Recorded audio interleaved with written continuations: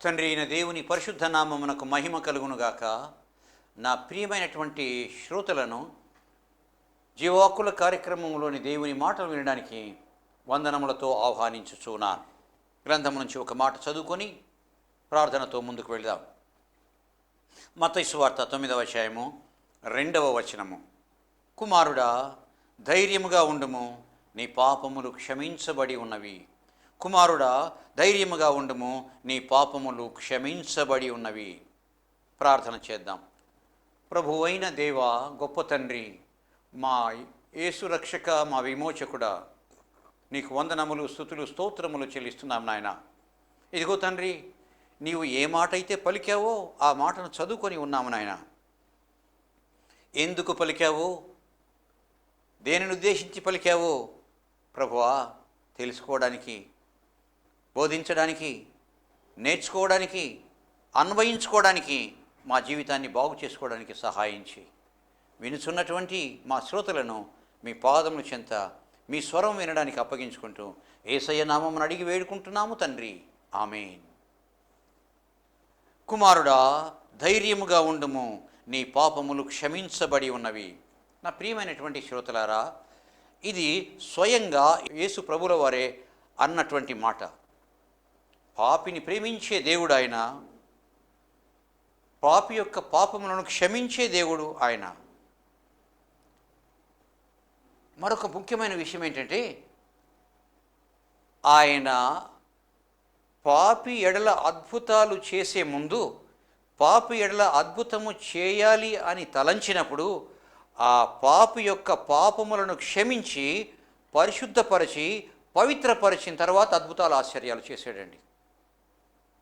ప్రతి చోట ఎక్కడైనా సరే పాపిని ప్రేమిస్తాడు ఆయన, పాపి యొక్క పాపాలను క్షమిస్తాడు, తర్వాత అద్భుతాలు, ఆశ్చర్యాలు చేశాడండి. అటువంటి దేవుడు మన దేవుడు. అద్భుతములు చేయాలి అంటే ఆ వ్యక్తి యొక్క పాపములు క్షమించబడాలి. పాపములు క్షమించబడకుండా ఉన్నటువంటి వ్యక్తి జీవితంలో అద్భుతాలు, ఆశ్చర్యాలు ఆయన చేయడు, చేయుట ఇష్టం లేదు ఆయనకు. నిజమేనా ఇది? నిజమేనండి. ప్రభువుల వారి జీవితంలో ఇవన్నీ నిజమే. పాపిని ప్రేమిస్తాడు, పాపాన్ని క్షమిస్తాడు, పాపి జీవితంలో అద్భుతం చేస్తాడు. ప్రియమైన వారలారా, చూద్దాం. మత్తయి సువార్త 9వ అధ్యాయము 1వ వచనము నుండి కొన్ని మాటలు గమనించుదాము. తరువాత ఆయన దోణి ఎక్కి సముద్రము దాటి తన పట్టణములో ప్రవేశింపగా, ఇదిగో జనులు పక్షవాయువుతో మంచము పట్టి ఉన్న ఒకరిని ఆయన వద్దకు తీసుకొని వచ్చిరి. యేసు వారి విశ్వాసము చూచి, కుమారుడా, ధైర్యముగా ఉండుము, నీ పాపములు క్షమించబడినవిని పక్షవాయు గల వానితో చెప్పెను. ఇది 2 వచనములలో వ్రాయబడినటువంటి మాటలు. ఆయన దోణి ఎక్కాడు, సముద్రం దాటాడు, ఆ పట్టణంలోకి వెళ్ళాడు. పట్టణంలోకి వెళ్ళగానే యేసు వచ్చాడు, యేసు వచ్చాడు, యేసు వచ్చాడు తెలిసిపోయింది. గుంపులు గుంపులు, తండోపతండాలుగా జనం ఆయన దగ్గరికి వచ్చారు. పక్షవాయువుతో ఉన్నటువంటి ఒక వ్యక్తిని మంచం మీద తీసుకుని వచ్చారు.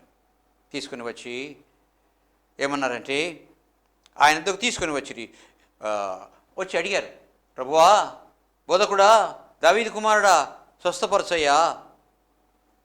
అప్పుడు వారి విశ్వాసమును చూచి, ఎవరి విశ్వాసం అండి? తెచ్చిన వారి యొక్క విశ్వాసమును చూచి. పక్షవాయువుతో ఉన్నటువంటి వ్యక్తి అడగలేడు, మాట్లాడలేడు, స్వరము సరిగా ఉండదు. అయితే అతన్ని తెచ్చినటువంటి వారికి విశ్వాసం ఉంది. బోధకుడా, స్వస్థపరచు అని అడిగారు. వారి విశ్వాసము చూచి, తెచ్చిన వారికి విశ్వాసం ఉంది, వారి విశ్వాసము చూచి. అంటే అద్భుతాలు, ఆశ్చర్యాలు చేయాలి అంటే విశ్వాసము వారిలో ఉండాలి.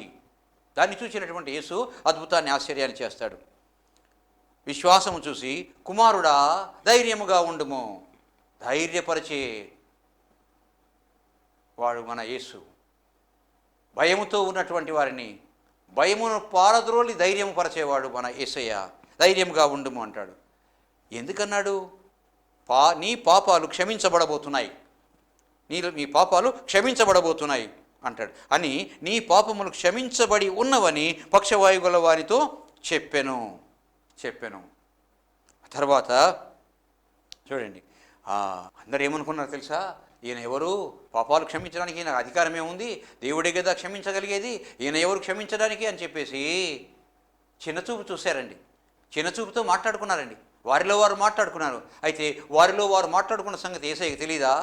యేసయ్య అంటాడు, పాపమును క్షమించడానికి భూమి మీద మనుష్య కుమారునికి అధికారం ఇవ్వబడింది అని చెప్పేసి సవాలుతో కూడినటువంటి మాటలు వారితో అంటాడు. అన్న తర్వాత ఆ పక్షవాయువు గల వారిని చూచి నీవు లేచి నీ మంచం ఎత్తుకొని నీ ఇంటికి పోమని చెప్పగా వాడు లేచి తన ఇంటికి వెళ్ళెను. అది చూసినటువంటి జనులు భయపడి మనుషులకిట్టి అధికారం ఇచ్చిన దేవుని మహిమపరచిరి. దేవుని నామం మహిమపరచబడింది. ఎందుచేత? పక్షవాయువుతో ఉన్నటువంటి వ్యక్తి స్వస్థపరచబడ్డాడు. దానికి ముందుగా పాపాలు క్షమించబడ్డాయి. అంతేకాదు ధైర్యం చెప్పాడు. ఇంతకీ సారాంశం ఏంటంటే, మనకు తెలిసింది ఏంటంటే, యేసు పాపిని ప్రేమిస్తాడు, పాపాన్ని క్షమిస్తాడు, అద్భుతం చేస్తాడు. అద్భుతం చేయాలంటే పాపాలు క్షమించబడాలి. పాపాలు క్షమించబడాలంటే ఆయన క్షమించాలి. అప్పుడు ప్రేమతో ఆయన అద్భుతాన్ని చేస్తాడు. పాపిని ప్రేమించి పాపాన్ని క్షమించి స్వస్థపరుస్తాడు, కుమారునిగా చేర్చుకుంటాడు. విశ్వాసిగా ఆయన విశ్వాసం కలుగజేస్తాడు, ఆ వ్యక్తికి విశ్వాసం కలుగజేస్తాడు. చూసారు అంటే, క్లుప్తంగా చెప్పాలంటే పాపిని ప్రేమిస్తాడు, కానీ పాపాన్ని ప్రేమించాడు. ఆయన పాపాన్ని క్షమిస్తాడు, పాపం నుంచి విడుదల చేస్తాడు. అది మనం నేర్చుకోవలసింది. అంటే పాపముతో ఉంటే ఆయన అద్భుతాలు ఆశ్చర్యాలు చేయడు. పాపంతో ఉంటే అద్భుతాలు ఆశ్చర్యాలు చేయడు ఆయన. రెండవ ఉదాహరణకు వెళ్దాం. రెండవ ఉదాహరణ లూకా సువార్త 7వ అధ్యాయము. ఇక్కడ 36 నుంచి 50 వచనాల వరకు వ్రాయబడింది. ఒక పాపాత్మురాలైనటువంటి ఒక స్త్రీ గురించి. ఆమె కొరకు 14 వచనాలు కేటాయించబడిందండి బైబిల్ గ్రంథంలో. దేవుడు కేటాయించాడు. చూసారా? తర్వాత ఆమె పాపాత్మురాలు అని వ్రాయబడింది. పేరు వ్రాయబడలేదు, కానీ ఆమె పాపాత్మురాలు.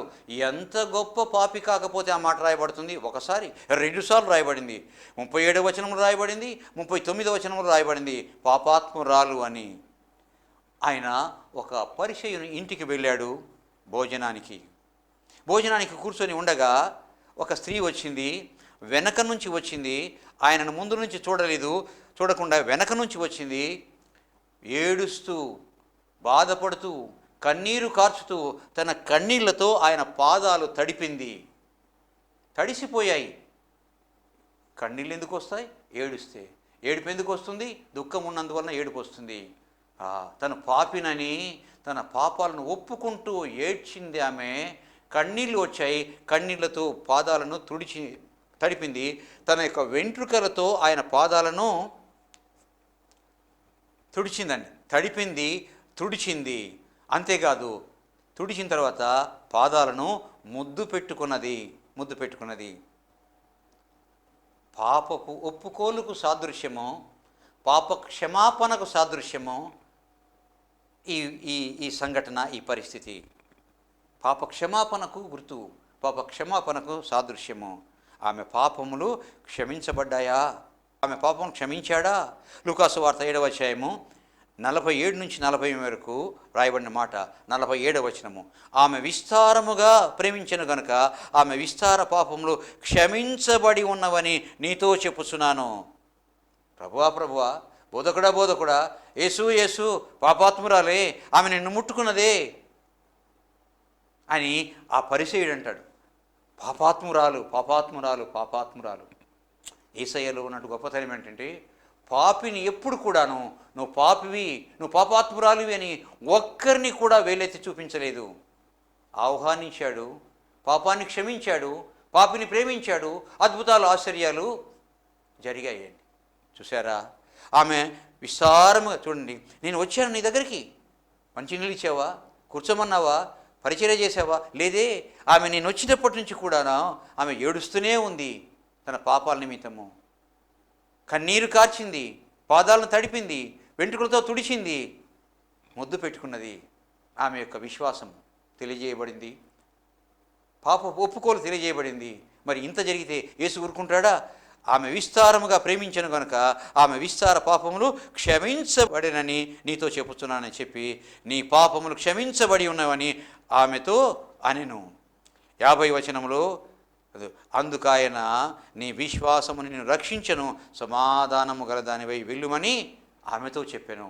సమాధానము లేదు, ఆందోళన, బాధ, వేదన, పరిస్థితి ఎంత మాత్రము, హృదయం యొక్క పరిస్థితి ఎంత మాత్రము బాగలేదు. అంటున్నాడు ఆయన, నీ విశ్వాసము నిన్ను రక్షించింది, పో, సమాధానము. ఈమెకు సమాధానం లేదు, ఎందుకంటే పాపపు స్త్రీ కాబట్టి. పాపాలు ఎప్పుడైతే క్షమించబడ్డాయో సమాధానం వచ్చింది. అందువలన నీ పాపాలు క్షమించబడ్డాయి, సమాధానం గల దానివై వెళ్ళు అంటాడు. చూసారా, ఇంతకీ సారాంశం ఏంటంటే ఆమె పాపాత్మురాలు, తన పాపం నిమిత్తము పశ్చాత్తాపడింది. ఆ తర్వాత దానికి సాదృశ్యంగా కన్నీళ్లతో తడిపింది, తుడిచింది, ముద్దు పెట్టుకున్నది, పాపాలు క్షమించబడ్డాయి. అంతవరకు ఆమె జీవితంలో సమాధానం లేదు. పాపం క్షమించబడిన తర్వాత ఆమెకు సమాధానం అనుగ్రహించబడింది. నా ప్రియమైన వారలారా, ఇప్పటికీ 2 ఉదాహరణలు. పాపముతో ఉన్నటువంటి వ్యక్తులను ఆయన ప్రేమించాడు, పాపాన్ని క్షమించాడు, వారి జీవితంలో అద్భుతం జరిగింది. ఒకవేళ పాపముతో లేకుండా ఉన్నటువంటి వ్యక్తుల జీవితంలో అద్భుతాలు చేయడా? ప్రశ్న. వారు పాపముతో ఉన్నారు కాబట్టి పాపాలను క్షమించాడు, అద్భుతాలు చేశాడు. మరి పాపముతో ఏం లేకుండా ఉన్నటువంటి వారి జీవితాల్లో అద్భుతాలు చేయడా? చేస్తాడు. ఎందుకని? వారికి విశ్వాసం ఉండాలి, విశ్వాసము ఉండాలి. అద్భుతాలు, ఆశ్చర్యాలు చేస్తాడు. ఇది 2వ తరగతికి చెందినటువంటి మరి వ్యక్తులను గురించినటువంటి మాట. ఒకవేళ పాపము లేనివారుగా ఉంటే వారి ఎడల అద్భుతాలు చేస్తాడు. అయితే విశ్వాసంతో వారు ఉండాలి. చూద్దాం ఒక ఉదాహరణ. మత్తయి సువార్త 9వ అధ్యాయంలోకి వెళ్దాం. 18వ వచనం. ఇదిగో ఒక అధికారి వచ్చి ఆయనకు మ్రొక్కి, నా కుమార్తె ఇప్పుడే చనిపోయినది, అయినను నీవు వచ్చి నీ చెయ్యి ఆమె మీద ఉంచుము, ఆమె బ్రతుకుననెను. ఎంత విశ్వాసం అండి, ఎంత విశ్వాసము! ఇప్పుడే చనిపోయింది చెప్తున్నాడు క్లియర్గా, అనుమానం లేదు. కన్న తండ్రి చెప్తున్నాడు, నా కుమార్తె ఇప్పుడే చనిపోయిందయ్యా, అయినను నీవు వచ్చి ఆమె మీద చెయ్యి ఉంచినట్లయితే ఆమె బ్రతుకుతుంది. అయినను అనే ఈ మాట ఆ అధికారికి ఉన్నటువంటి విశ్వాసాన్ని తెలియజేస్తుంది. యేసు ఎడల ఉన్నటువంటి విశ్వాసము తెలియజేయబడుతుంది. చూసారా, ఆ మాటలు ఆ అధికారి యొక్క విశ్వాసానికి సాదృశ్యము. యేసు సంతోషపడ్డాడు, ఆనందపడ్డాడు. ఎందుకని? పాపరహితుడు అతను, విశ్వాసం ఉంది. ఇంతకంటే ఏం కావాలి? క్వాలిఫికేషను. స్వస్థత చేయడానికి, బ్రతికించడానికి, అద్భుతం చేయడానికి యేసుకు చాలు. యేసు ఆ అధికారి ఇంటికి వచ్చి పిల్లన గ్రోవులు వాయించు వారిని, గొల్లు చేయుచుండు వారి జనములను చూచి, సలమీయుడి, ఈ చిన్నది నిద్రించుచున్నదే గాని చనిపోలేదని వారితో చెప్పగా, వారు ఆయనను అపహసించిరి. జన సమూహమును పంపివేసి ఆయన లోపలికి వెళ్ళి ఆమె చేయి పట్టుకొనగానే ఆ చిన్నది లేచెను. ఈ సమాచారము ఆ దేశమంతటా వ్యాపించెను. ప్రియమైన వారారా, ఇక్కడ మనం గమనించినట్లయితే విశ్వాసం ఉంది. ఎలా? అయినను చనిపోయింది, అయినను వచ్చి ఆ బిడ్డ మీద చేయి ఉంచినట్లయితే బ్రతుకుతుంది. విశ్వాసం ఉంది, చాలు. ఆయన పాపములు క్షమించబడిన అని ఆమెతో చెప్పలేదు, ఆయనతో చెప్పలేదు. ఎందుకంటే పాపము లేనివారు, కానీ విశ్వాసం ఉంది. అద్భుతాలు, ఆశ్చర్యాలు చేస్తాడు ఆయన. నిజమేనా? ఇంకొకటి చూద్దాం. మత్తయి సువార్త 9వ అధ్యాయము 27 నుంచి కొన్ని వచనాలను ధ్యానించుతాం. యేసు అక్కడ నుండి వెళ్ళుచుండగా 2 గుడ్డివారు ఆయన వెంట వచ్చి, గుడ్డివారు చూడలేరు, ఇతరుల సహాయంతో నడుస్తూ ఉంటారు, ఇతరుల సహాయంతో అడుక్కుంటుంటారు, ఇతరుల సహాయంతో భిక్షమెత్తుతూ ఉంటారు. అది వారి యొక్క జీవితము, అది వారి యొక్క బ్రతుకు. అయితే యేసుప్రభు ఆ దారిన వెళ్తున్నాడు, శబ్దం అవుతుంది, జనమంతా ఎదురు చూస్తున్నారు, మాట్లాడుకుంటున్నారు, శబ్దం అవుతుంది. గమనించిన తర్వాత ఏమిటది అంటారు. యేసు ఈ దారిన వస్తున్నాడు, అలాగా ఆ శబ్దం ఎక్కువైంది, దగ్గరికి వస్తున్నాడు. అప్పుడు వాళ్ళు కేకలు వేసి, దావీదు కుమారుడా మమ్మల్ని కనికరించుమని కేకలు వేసిరి. దావీదు కుమారుడా మమ్మల్ని కనికరించుమని కేకలు వేసిరి, కేకలు వేసిరి. చూడలేరు. ఆయన స్వరం, ఆయన వస్తున్నటువంటి సందర్భంలో మనుషులు మాట్లాడుకున్నటువంటి స్వరాన్ని, మనుషులు మాట్లాడుకున్నటువంటి సందడిని వారు విన్నారు. ఇంకా వెళ్ళిపోతే దొరకడేమో, వెళ్ళిపోతే రాడేమో, మరొకసారి కలుసుకోలేమేమో అనే ఉద్దేశంతో ఏమడిగారంటే వాళ్ళు కేకలేశారంట. ఏమని? దావీదు కుమారుడా, దావీదు కుమారుడా, మమ్మలను కనికరించమని కేకలు వేసిరి. 28 ఆయన ఇంట ప్రవేశించిన తర్వాత ఆ గుడ్డివారు ఆయన యొద్దకు వచ్చిరి. వదిలిపెట్టలేదు, ఆయన వెంట వెళ్ళారు. ఏ గృహంలోకి అయితే వెళ్ళాడో ఆ గృహంలోకి వీరు కూడా వెళ్ళారు. ఆ గుడ్డివారు ఆయన యొద్దకు వచ్చిరి, ఎదురు నిలబడ్డారు. యేసయ్య చూచాడు, ఏమన్నాడు తెలుసా? ఇది నేను చేయగలనని మీరు నమ్ముచున్నారా? విశ్వాసం ఉందా లేదా? పాపము లేదు వాళ్ళతో. పాపం ఉంటే మీ పాపాలు క్షమించబడినవని అని ఉండేవాడు. పాపము లేదు కనుక విశ్వాసం ఉందో లేదో చూడాలి. అందువలన చూడండి ఎంత గొప్ప విషయమో నిజంగా. వారిలో విశ్వాసం ఉండాలి. మరి ఇంతకు మునుపు చూసాము ఏంటి? అధికారి అయినను నీవు వచ్చి నా కుమార్తె మీద చెయ్యి ఉంచితే విశ్వాసం ఉందా లేదా తెలియాలి అని. ఈ మాట అనకపోయినా ఆ హృదయంలో ఉన్న విశ్వాసము యేసయ్యకు తెలుసు. అయితే ఆ మాట అతన్ని అనాలి, ఇతరులు వినాలి. అందువలన ఆ మాట అతను అన్న తర్వాత చేశాడు. అయినను నువ్వు వచ్చి నా కుమార్తె మీద చేయి ఉంచినట్లయితే బాగవుతుంది అన్న విశ్వాసాన్ని అతను బయలుపరిచాడు, తెలియజేశాడు. ఇక్కడ గుడ్డివారిని అడుగుతున్నాడు అనమాట, ఇది నేను చేయగలనని మీరు నమ్ముచున్నారా? మరి వాళ్ళ విశ్వాసం బయటపడాలి. అయితే వారు ఆ మాట చెప్పినా చెప్పకపోయినా వారిలో ఎంత విశ్వాసం ఉందో యేసుకు తెలుసు. అయితే వారిలో ఉన్నటువంటి విశ్వాసం ఇతరులకు తెలియజేయబడాలి, బయటకు వ్యక్తం కావాలి, ఇతరులు తెలుసుకోవాలి. అప్పుడు వారు ఏమన్నా తెలుసా? నమ్ముచున్నాము ప్రభువా, నమ్ముచున్నాము ప్రభువా. చూసారా? ప్రభువా అంటే అధికారి, ఈ లోకం మీద, సృష్టి మీద, సమస్తం మీద అధికారం కలిగినటువంటి ఓ ప్రభువా నమ్ముచున్నాము అని ఆయనతో చెప్పిరి. అప్పుడు ఆయన వారి కన్నులు ముట్టి కళ్ళ మీద చెయ్యిలా పెట్టాడండి. కన్నులు ముట్టి మీ నమ్మిక చొప్పున మీకు కలుగునుగాక అని చెప్పినంతలో వారి కన్నులు తెరవబడిన. అద్భుతం, ఆశ్చర్యం జరిగిందండి. ఎందుకని? వారిలో విశ్వాసం ఉంది. పాపం లేదు. వారు పాపం ఉంటే అని ఉండేవాడు, మీ పాపాలు క్షమించబడి ఉన్నావని. లేదు. అయితే విశ్వాసం ఉందా లేదో తెలియాలి. యేసుకు తెలుసు, కానీ బయటికి బహిర్గతం కావాలి. నమ్ముచున్నాము ప్రభువా, అయితే మీ నమ్మిక చొప్పున మీకు కలుగునుగాక అని చెప్పినంతలో వారి కన్నులు తెరవబడెను. ఎందుకంటే వారు పాపరహితులు, వారి విశ్వాసం చొప్పున వారికి జరిగింది. నా ప్రియమైన వారలారా, చూసారా? ఇంకొక చోటికి నిజమేనా? యేసయ్య ఏది మాట్లాడినా, ఏది చేసినా అందులో ఒక సత్యం ఉంటుంది, ఒక మర్మం ఉంటుంది. మనం తెలుసుకోగలిగిన, నేర్చుకోగలిగిన, మన జీవితంలో మనం అన్వయించుకోగలిగినటువంటి సత్యం ఒకటి తప్పనిసరిగా ఉండి తీరుతుంది, అనుమానమే లేదు. ముందుకు వెళ్దాం. నా ప్రియమైనటువంటి వారలారా, మత్తయి సువార్త 15వ అధ్యాయం 21 నుంచి 28వ వచనము మధ్యలో మరి ఈ ఉదంతము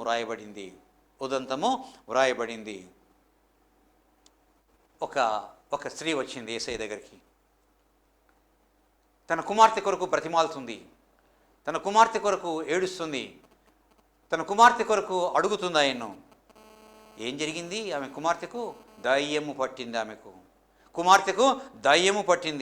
దయ్యము పట్టిన తన కుమార్తెను స్వస్థపరచమని చెప్పేసి వేడుకొన్నది. చూశారా నా ప్రియమైన వారలారా? అన్యురాలైనటువంటి ఆమె మరి ఆమె పాపాత్మురాలు కాదు.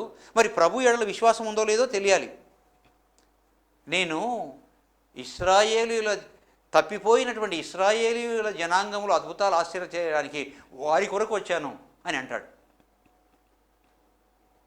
వారి కొరకు వచ్చాను అనడమే కాకుండా వారి ఎడల అద్భుతం చేయాలి, వారి ఎడల ఆశ్చర్యకారం చేయాలి. నేను ఇతరుల కొరకు రాలేదు అంటాడు ఆయన. ఇతరుల కొరకు రాలేదు అన్న తర్వాత ముందు పిల్లలకు రొట్టె పెట్టాలి, మిగిలితే కదా కుక్క పిల్లలకు వేసేది. ఓ మాట అంటాడు, నేను ఇశ్రాయేలీయుల కొరకు వచ్చాను, మీ కొరకు అన్యుల కొరకు రాలేదు.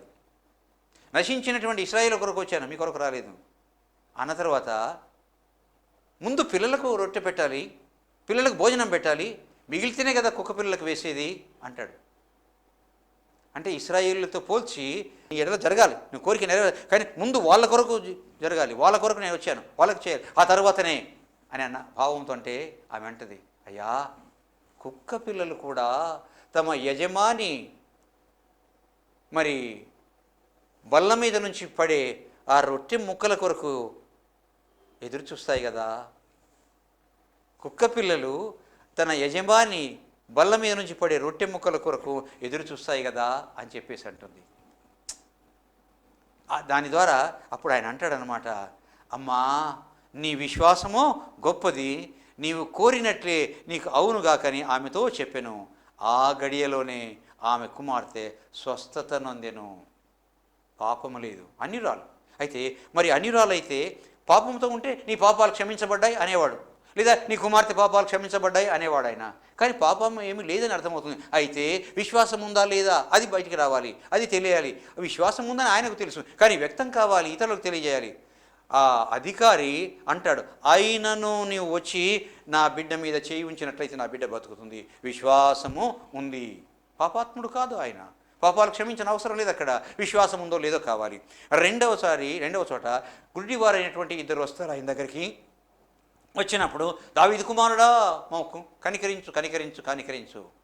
మరి పాపము లేదు, పాపం ఉంటే పాపాలు క్షమించబడినవి అనేవాడు, పాపం లేదు కాబట్టి అయితే విశ్వాసం ఉందో లేదో తెలియాలి. ఇది నేను చేస్తానని మీకు నమ్మకం ఉందా? నమ్ముతున్నాం ప్రభువా, ఓకే మీ నమ్మిక చొప్పున జరుగునుగాక అంటాడు. వారికి చూపు వస్తుంది, వాళ్ళ కన్నులు తెరవబడ్డాయి, చూపు పొందారు. మరి ఇక్కడ అమ్మ నీ విశ్వాసము చాలా గొప్పది అంటాడు. ఎట్లా తెలిసింది ఆమె విశ్వాసము? అయ్యా ఆ కుక్కకు ఎంత విశ్వాసం ఉందో, కుక్కకు విశ్వాసం ఉంటుంది కదా, ఆ కుక్కను పోలిన దాన్ని అయ్యా, ఆ కుక్కను పోలిన దాన్ని అని తన విశ్వాసాన్ని కుక్క విశ్వాసానికి పోల్చుకున్నప్పుడు యేసయ్య సంతోషించి, అమ్మా నీ విశ్వాసము చాలా గొప్పది, నీ విశ్వాసము చాలా గొప్పది, నీవు కోరినట్టే నీకు అవునుగాక అని చెప్పాను. ఆ గడియలోనే ఆయన అన్నటువంటి ఆ గడియలోనే ఎక్కడో ఉన్నటువంటి తన కుమార్తెను స్వస్థత కలిగింది, దయ్యము విడిచిపెట్టి వెళ్ళిపోయింది, స్వస్థత కలిగింది. చూశారా నా ప్రియమైన వారలారా? చివరిగా ఒక్క సందర్భం నేను మీతో పంచుకుంటాను. మత్తయి సువార్త 17వ అధ్యాయము 14 నుంచి 20వ వచనము లోపల 6 వచనములలో ఈ మాట వ్రాయబడింది. ఒక తండ్రి వచ్చాడు, తన కుమారుణ్ణి బ్రతికించుకోవడానికి ప్రభు దగ్గరికి వచ్చాడు. నా కుమారుడు చాంద్రరోగి అయ్యా. చాంద్రరోగి అంటే చంద్రుని యొక్క ఆ రూపం ఎలా ఉంటుందో అలా, అంటే పెరుగుతూ వస్తుంది, తగ్గుతూ పోతుంది. ఆ చంద్రుని యొక్క ఆ యొక్క ఆకారము పెరుగుతూ ఉంటే ఆ వ్యక్తి యొక్క జబ్బు పెరుగుతూ ఉంటుంది. అది ఆ రోగాన్ని చాంద్రరోగము, చంద్రుని యొక్క కవలికలను బట్టి ఉండే రోగాన్ని చాంద్రరోగము అంటారు. అటువంటి వ్యక్తిని చాంద్రరోగి అంటారు. అయ్యా ఆ చాంద్రరోగంతో బాధపడుతున్నాడు, నిప్పుల్లో పడతాడు, నీళ్ళలో పడతాడు, వాడిని మరి స్వస్థపరచుకోలేకపోయాను, స్వస్థపరచమని నీ శిష్యులను అడిగితే స్వస్థపరచలేకపోయారు అని చెప్పేసి యేసుతో అంటాడు. ఆయన ఆ చిన్నవాడిని స్వస్థపరిచి